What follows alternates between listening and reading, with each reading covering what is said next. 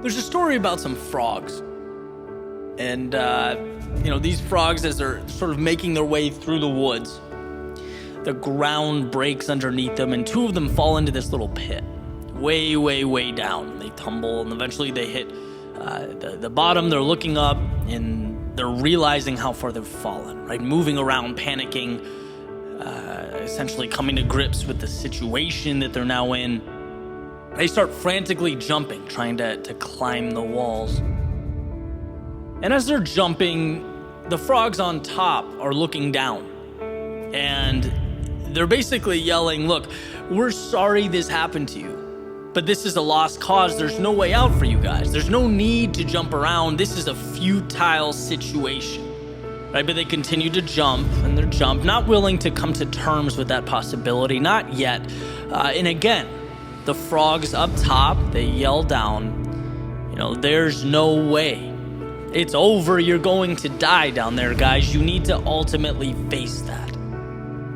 And one of the two frogs in the pit does concede to the situation. He hears the voices, and, he stops jumping and makes his way further down the pit, and he dies. But the second one keeps jumping and adjusting his approach, trying different things. Ultimately, he does get out. He climbs over the ledge, and when he gets to the top, he's confronted by the others. And they come up to him, they ask him, "Hey, didn't you hear us yelling down that the situation was impossible? Didn't you hear us say there was no way out?" And as it turns out, he didn't hear, because this frog was deaf, right? So he couldn't hear a single word, and this ultimately saved his life.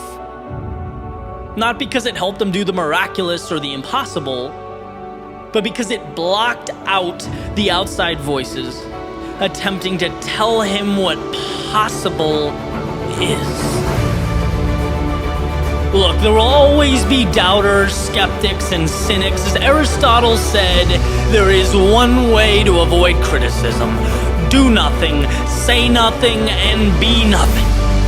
But the beauty is that these voices have one thing in common, and that's their irrelevance.